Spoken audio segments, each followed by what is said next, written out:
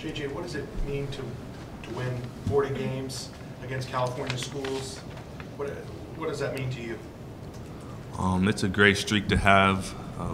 There's a lot of good programs in California, so it says something about ours.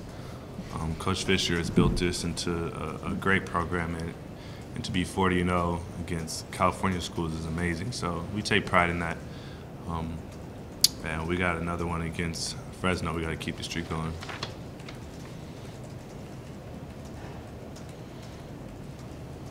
It seemed like early on you guys were really trying to just score inside. Was that just because of the matchup?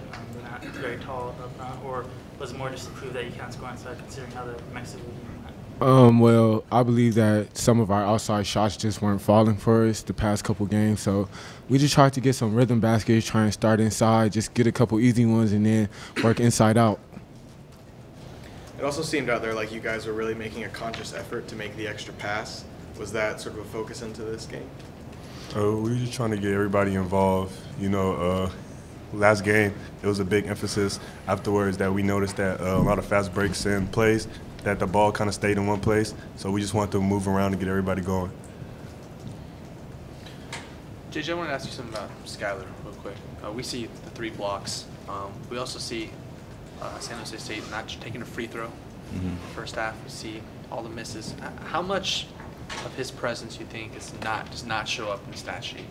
A lot of it, you know, just his the way he alters shots. You know, if there was a stat for that, then he would lead the nation, because he might not block them all, but when people get in there and he's trying to block them, it makes them miss. So a lot of what he does doesn't show up.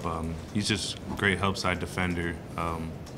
He cleans up a lot of our mistakes. You know, when we make mistakes as far as someone getting by us or getting to the rim, he's there to clean it up. Well, like, and this is for either one of you, and I'll talk to you in a second about it, but are you almost, is it easier to close out hard and you know, be willing to funnel guys in knowing that there's a rim protector like that?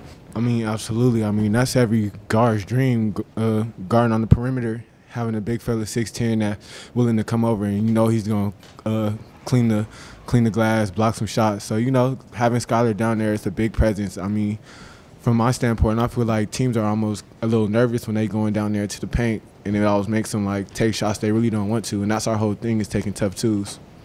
Skylar, what's your approach to defense? You know, I take pride in defense. You know, my offense is coming along, but defense is what I do. So, you know, I take pride in I make sure every game I come out there and I have a big presence. You know, if I have 10 points, but I only have like 1 block, I don't feel I had a good game.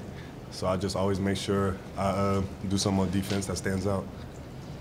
You guys always kind of talk about how offense leads the defense and defense leads the offense. Well, if you guys scoring tonight, could you kind of tell the difference in terms of just how the press worked tonight?